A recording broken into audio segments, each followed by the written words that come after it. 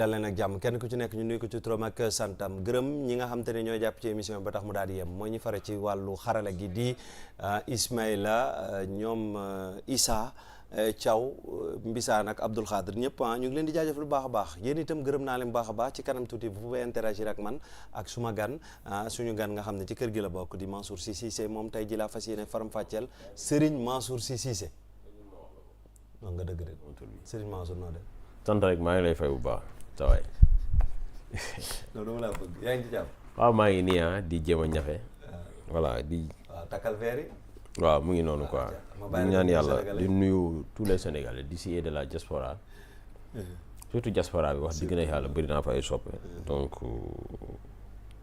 ak mooy jiital sama yaay nag bu baax di nuyu sama petite famille di nuyu aussi voilà quoi ñi nga xam ne ñoo ne ci hôpitaux yi ne ci prison yi surtout dama koy fàtte sax surtout parce que ñooñu aussi jot naa seen safoo ci man donc ma leen di ñaanal ñi nga xamante ne wax dëgg na yàlla defuñu dara ñu bàyyi leen ñi nga xam ne aussi tamit dañoo def yoon nu mën a taxawee rek pour prononcer le verdict à la proportion en fait des actes su ko defee ñaanal leen yàlla ñu am insertion aussi tamit ñu bañ a dellu ci li nga xamante ne loolu lañ def di naqarlu li nga xam ne moo xew Sogas di naqarlu aussi tamit li xew Thiès un oncle de Bassirou de comment il s'appelle encore de Birame Souleye répondant au nom de Assane Seck je pense bien ñu ne dañoo fekk mu génn àddina dañ ko rey loolu la ñu wax dañ ko égorgé léegi nag policiers yi moom kenn du leen jàngal li ñuy def justice aussi tamit jàpp naa ni kenn du leen jàngal li ñuy def parce que moment bi c'est très dommage que saa bu élection jigee yu mel nii la ñuy constater c'est extrêmement grave nit mën a xool moroomu nitam quel que soit li leen mën a boole saa yi lañ ca sax waru leen mën a départager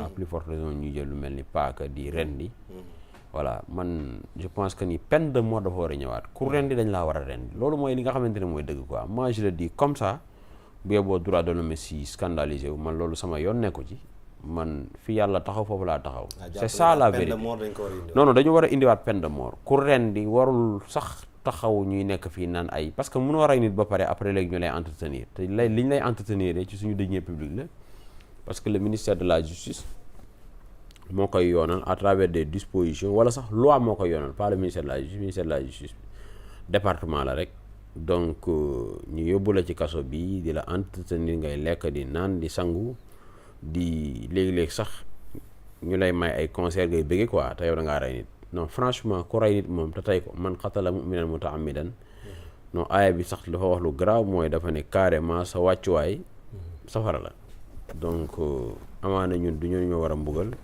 comme li xewoon Kaolack mais ku rey nit moom te tey ko moom mais loolu tamit Mansour c'est à préciser non si kenn di fajal non kenn warul fajal sa bopp mais dañu war a mettre en place une disposition boo xamante ne via notre assemblée nationale non ku rey nit sëñ bi sa bakkan ñu neenal ko quoi te ñu jàll ci leneen loolu laa gëm je le dis de manière très froide voilà alors ñu jàll ci leneen ñun tamit mooy ci wàllu sànq wax nga ko nga ne looy seetlu la mooy élection buy jub si mais élection yi lu muy gën di dem ay l'actualité di évoluer déjà on nous parle de supposée corruption ci ay magistrats yu bokk ci conseil constitutionnel Mansour supposé ou am na donc déjà à quelques jours des élections il y a de quoi avoir peur ci lu ni mel wala waaw mais xam nga ñi ko soulever ñooñu est-ce que ils ne sont pas disqualifiés pour wax ci lu mel noonu maa ngi jàkkaarloog livre bu Abdoulatif Coulibaly bindoon compte et mécompte de l'année aussi livre bi cérémonie dédicace man maa ko couvrir woon Gëstu Fooyu la amee woon le samedi 15 août 2009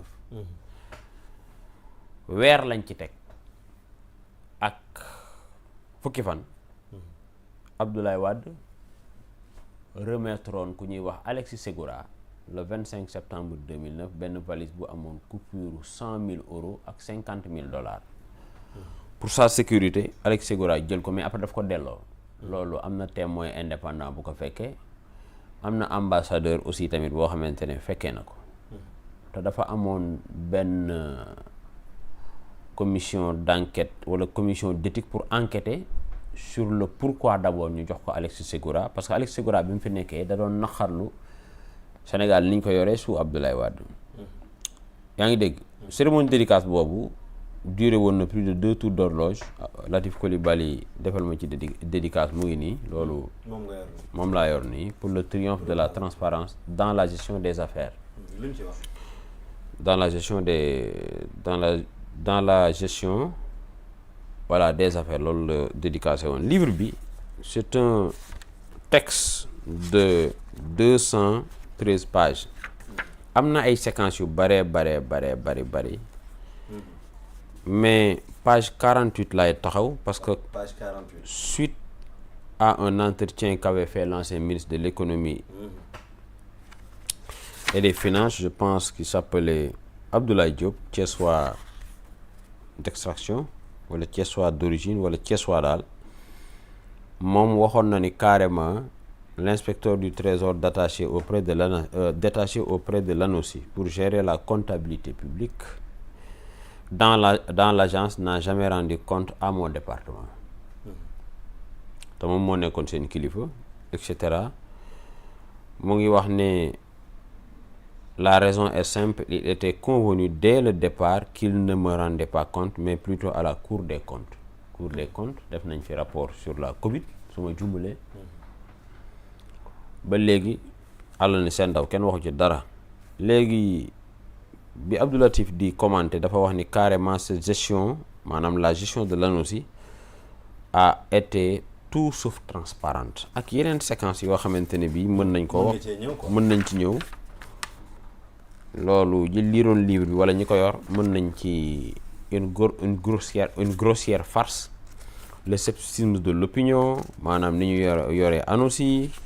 On se souvient des cocotiers, on se souvient de bateaux loués à coût de centaines de millions et cetera te loolu sax la di ñëw ci c'est parce que fekk na mu déposer manuscrit bi au niveau de la maison d'édition qui s'appelle édition Sentinelle au pluriel. Donc PDS wax dëgg ne yàlla ñoom wàllu transparence moom man néew ma corruption am na wala amul xaw ma ci dara wax dëgg ne yàlla mais moment biñ ko choisir ak ñi ñu visé colonel Abdou Aziz Ndaw moom wax dëgg ne yàlla ci aqulaay taalaam la wax te ku ñuy wax Cheikh Tidiane Coulibaly moom wax dëgg na yàlla li mu xam ci moom mooy un homme qui est intègre moom loolu la colonel Abdou Aziz Ndaw wax. léegi nag kan moo nekk ci gannaaw PDS ba ñu xëy le 21 janvier bi passé waxi commission d'enquête parlementaire 3-4 jours après je pense le jeudi ou bien le vendredi conférence des présidents war a daje c'est à huis clos. lan la ñu nar ak lan la ñuy bëgg a préparer ndax dina am incidence ci élection yi débat daf ci am na ñu ne mën na am incidence ba mu jur report am na ñu ne de toute façon fi nga xamante ne bii fa la élection yi tollu loolu mënul jur report. boo demaatee ci beneen livre boo xam ne le même Abdou Latif Coulibaly moo ko bind une démocratie prise en otage par ses élites. dépôt légal bi octobre la su ma juumulee 2006 Latif fait un round-up ou bien jette un regard sur notre magistrature. On constate que la magistrature sénégalaise vit cette année 46 ans d'abaissement maanaam de 1960 à 2006 d'une profession, celle de juge qui se veut pourtant noble et prestigieuse à l'intérieur comme à l'extérieur d'un corps. Il suffit de regarder la pyramide des âges. moom nangu ne yàlla li nga xamante ne moom la yoonal pour nga tënku ci les textes, les lois et les règlements.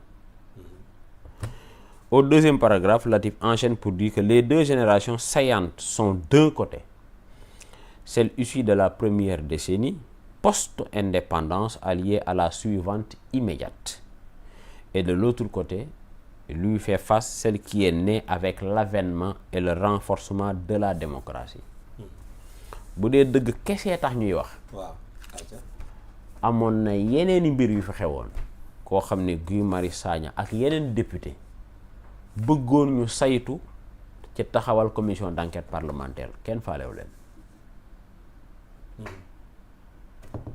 l'un am na ñu sàkk woon lu ni mel. waaw l'un ne doit pas faalewu leen. kenn faalewu leen. ana Covid bi sëñ bi amul lu gën a jaadu loolu. ana xaalis bi ñu def pendant une décennie ci inondation yi. ci campagne électorale 2019 président sax xaw na wax lu mel noonu ne inondation yi moom c'est derrière nous. waaye defe naa ba léegi nit ñi ñu ngi dund inondation. jàppoon nañ ni sax boo jëlee Kër Massar def ko 46e département inondation daf fay jeex. entre la territorialisation ou bien la départementalisation d'une ville et la solution ou bien la résolution des problèmes liés à l'inondation, il y a un vrai fossé. Jotewuñ dara. Cette dernière, troisième paragraphe, génération, je suis à la page 110, à la page 109. Cette dernière génération a découvert avec effarement la liberté et la puissance que lui assure l'hypermédiatisation de la société. Léegi fi mu nekk nii loo def 2006 lii la ko Abdou Latif bind, mais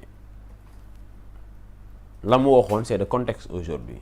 Parce que bi muy wax lii ak léegi yaakaar naa l'économie numérique dafa gën a développé wu. Tu comprends? Elle veut en profiter pour imposer à l'exécutif un bras de fer tendant à équilibrer les forces dans les rapports entre les deux pouvoirs. Mooy l'exécutif ak le judiciaire. Mais fii c'est le législatif et le judiciaire ñoo xaw a mel ni dañoo bëgg a laale. Waa est-ce que exécutif du ñu am questionnement ci ne yaa ngi dégg? bu baax. nekkul ci gannaaw parce que ki jóg wala groupe bi jóg taxaw di wax ay waxi yóbbu ay juge ci yoon mais ñooñu amuñu majorité assemblée nationale. dañu waxante dëgg. waaw te 2019 mais dafa am ay termes de référence yoo xam ne ba léegi leerul ci bopp sénégalais yi. termes de référence yi ñu ngi ko élaboré Guinée Conakry man gëm naa ni Guinée Conakry dafa am waxtaan. parce que PDS bu ñu basculer woon pour un camp ou bien pour un autre mais gëm naa ni président Macky de doon dem deuxième tour mais dañ ne dañoo abstention te loolu c'est une fausse abstention. Est-ce que loolu du bor boo xamante ne bii tey ñoom dañ leen koo bëgg a fay loolu ay questions yu légitime la parce que TDR u Guinée Conakry boo ko xamul mënoo élaborer mënoo tenir benn séminaire à Dakar il faut nga xam TDR yi. Le contexte justificatif je parle comme un consultant qu'on a engagé yaa ngi dégg pour mu tenir benn séminaire. Quoi. léegi TDR yi boo ko xamul yi nga xamante ni bii moom la ñu élaboré Guinée Conakry mais Dakar 2024 day jafe loolu pour nga mën a expliquer lan moo tax par exemple PDS taxawee nii wala à défaut ay questionnement ngay def. ok te Guinée Conakry am na TDR sëñ bi. non dafa am TDR sëñ bi. mais taxawaayu. mais nan la un président di taxaw naan sànni leen seen carte électeur te moom carte électeur fal ko ñaari yoon. ça c'est que discours ça. On est d'accord. Je continue. Cette dernière génération a découvert avec effarement loolu wax naa ko. Elle va en profiter pour imposer à l'exécutif un bras de fer loolu wax naa ko. Ce qui suit mooy les affrontements observés ces derniers temps entre les deux camps. fii li nga xamante ne moo wuute rek mooy fii il parle des deux camps entre l'exécutif et le judiciaire mais fii c'est le législatif et le judiciaire. D'accord. Les affrontements observés ces derniers temps, ces temps derniers autant pour moi, entre les deux camps que constituent les deux générations qui ont jusqu'ici cohabité sans heure majeure en témoigne. D'accord. Le dernier paragraphe qui nous intéresse, la jeune génération a dans un premier temps organisé la prise de pouvoir au sein de l'Union des magistrats du Sénégal, UMS ba léegi mu ngi am yaa ngi dégg qui regroupe toute l'élite judiciaire. Elle a toujours joué un rôle essentiel dans la vie professionnelle en servant de relais entre eux et les pouvoirs publics. Les vieux juges. D'accord. Mooy le juge constitutionnel parce que foofu ña fay nekk boo xoolee mooy ils sont au bout du bout. Presque dem nañu retraite ñoom ñoo fay nekk. Juge constitutionnel amatuñ dara lu ñuy prouver amatuñ dara lu ñuy wut ñoom ñu ngi ci kaw yaa ngi dégg. Les vieux juges ont été inversés suspectés mooy li xew léegi et quasiment combattus fii lay taxaw entre la page 9 et la page 10 waaw léegi kan moo am intérêt pour que les vieux juges soient inversés parce que tey bu dee liñ leen di toppee dafa am IGAJ dina am fu muy taxaw commission de discipline commission ad hoc est-ce que duñ ko mettre en place xool mettre en examen yóbbu leen cour suprême ñu àtte leen sûrement seen moroom magistrat gradé comme ñoom âgé comme ñoom am expérience comme ñoom àtte leen léegi kan moo am intérêt pour les suspecter ak combattre leen kan du un citoyen lambda de ak le c'est-à-dire ak l'après agenda ou bien le sous agenda lan la parce que am na benn finalité bu ñuy viser. mais ñoom su ma leen déggee ñuy wax. comme waaw si dañu nekk ci assurance bu mat sëkk. mais loolu moo gravissime. man loolu moo ma jaaxal man itam. dans le passé sëriñ bi dafa am yu garaaw yu xew. gis nga dara gënul yell. li xewoon na fi. non dara gënul yell xaalis bu ñëpp bokk ñëpp xam nan lañ ko dépensé te ci Macky Sall xam nan la affaire yi demee mais ministre de l'économie moo génn minimiser li ñu wax ne à peu près manquement yi 6 milliards la waaye léegi 6 milliards yooyu sax kese dafa jaroon commission d'enquête parlementaire yow da ngaa gis kenn yëy ci yàbbi dañ koo étouffé mais génneel ko sarax ñëpp fàttandoo ko mu féete boor loolu moo jar commission d'enquête parlementaire ak xale yi ñuy rendi loolu jarul commission d'enquête parlementaire sëñ bi université Cheikh Anta Diop de Dakar bi ñu tëj jarul commission d'enquête parlementaire ak incendie ya fa am jarul commission d'enquête parlementaire yow boo demee fii ay dëkk yu ñuy wax dëyaali wala nga dem ay dëkk yu nga xamante ne ñu ngi fii ci Kédougou sëñ bi ci or massif bi sëñ bi ña fay liggéeyee ils sont à la fois sous-évalués et surexploités sëñ bi gars yi duñu taal seen oto yi dem foofu def fa commission d'enquête parlementaire wax sénégalais yi nu mu demee prostitution bi am dans les zones d'orpaillage loolu jarul commission d'enquête parlementaire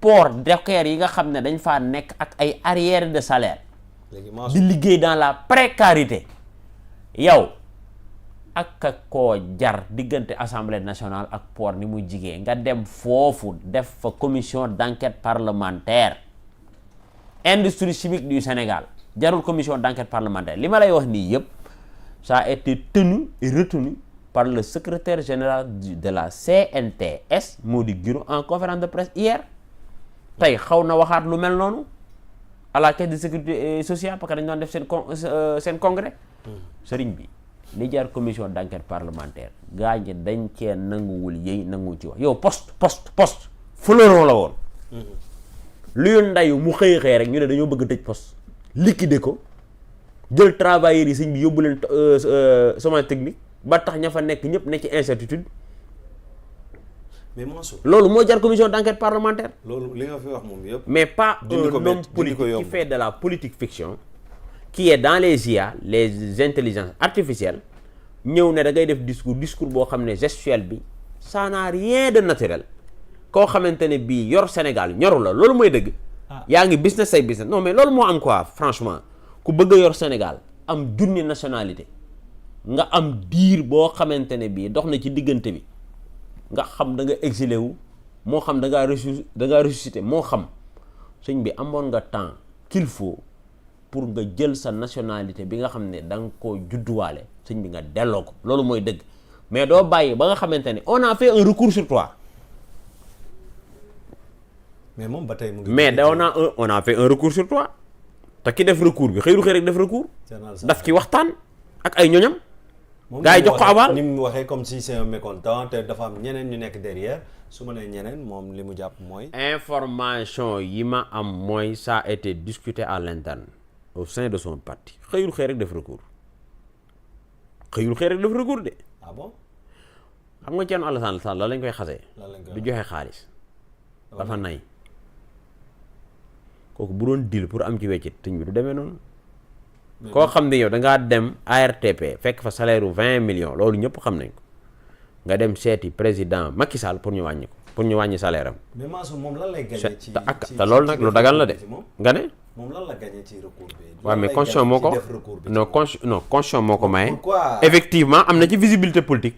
nit ñaa ngi wax ci moom c'est important, on est en politique, mais daf ko teg ci yoon. Ça n'a rien à voir avec le populisme, rien du tout. moom Thier dafa gis ni kii li constitution bi wax defu ko te sëñ bi man pour man ay affaire Karim Wade ak affaire yooyu non dafa war a jeex quoi au fait waaw non sëñ bi tamit dañu waxante dëgg man gëmuma ni Karim Wade dafa bëgg a te man bu dul woon lii sax dootuma woon wax ci moom man dama ne woon fii ak ñëwul te man aussi du ma weddi sama bopp fii ak ñëwul tu comprends man du ma woon wax ci moom non sëñ bi. d'accord dossier boobu danañ ko viré tege ko ne quoi il fait de la politique fiction. commission d'enquête bi ñuy ruumandaat. non loolu tamit télé-réalité lay def ñun on en a assez ak ay Nollywood ak ay. parce que man commission d'enquête bi parlementaire mais pas ay Dubaï Wood quoi. dama jàpp ay ne Dubaï ay Wood ak conflit ay d'intérêt Qatar am na Wood ci quoi. biir. mu ne ay conflit d'intérêt am na ci mbir yi. conflit d'intérêt par rapport à mbir yi quoi nu muy doxee surtout commission d'enquête bi. parce que bu ñii taxawee ne ñoom ànduñ ci ñii ne ànd nañ ci te ñëpp bon.